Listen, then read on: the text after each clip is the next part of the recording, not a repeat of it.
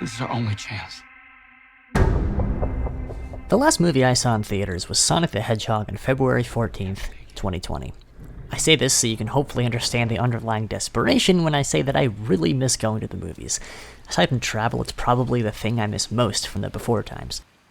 Well, freshly vaccinated from the big bad virus and Godzilla vs. Kong freshly released, I came to the difficult decision of whether or not to see a movie I was excited about in theaters for the first time in over a year. Given the first line of this review, it should be apparent that I decided against it. In fact, after the pandemic really kicked off, the only new movies that came out in 2020 that I watched in 2020 were Soul and Borat 2.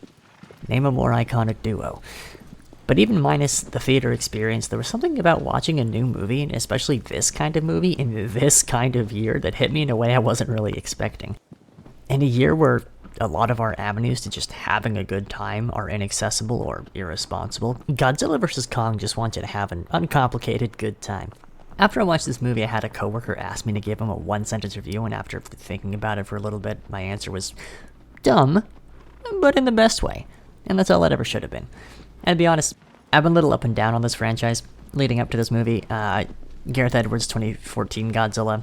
It was a movie I respected, but I don't think it really pulled off what it was going for.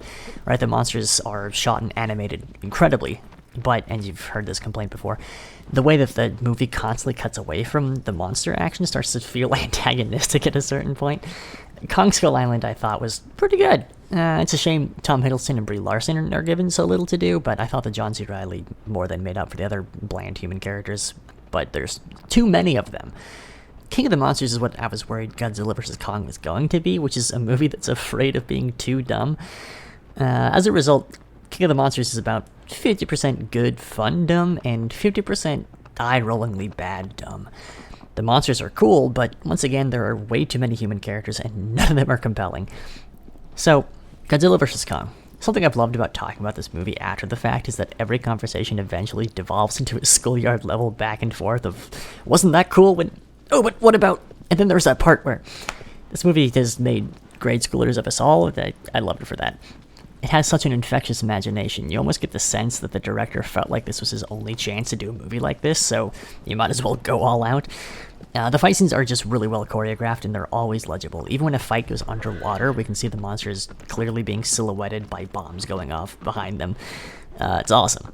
Big CG set pieces don't always have to be incomprehensible, and we know this. In this case, they border on an anime level of spectacle, speed, and choreography, in sharp contrast to the slow, lumbering brawls of 2014 Godzilla, which, personally, I like living in a world where we can have both.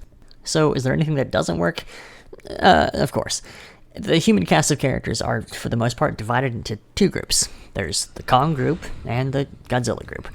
The Kong group is pretty good. You know, it's alright. The little girl who has a connection with Kong, their whole relationship is fantastic, and I think that's more of what this series needs. But the Godzilla group is pretty bad. These characters try to be funny during pretty much all of their scenes, and it almost never lands. There's punchlines like, I don't understand women, which, I don't know, couldn't have gotten a second draft on that one.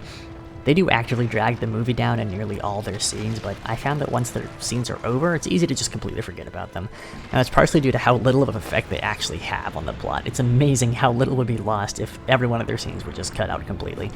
And honestly, that's the biggest detractor. I know I've said the word dumb a lot, but I want to make a distinction here between a movie that is dumb and a movie that thinks the audience is dumb. These often go hand in hand, but not always. I'll give an example. In Guardians of the Galaxy, characters shut off the gravity in a space station in every room except the one they're in.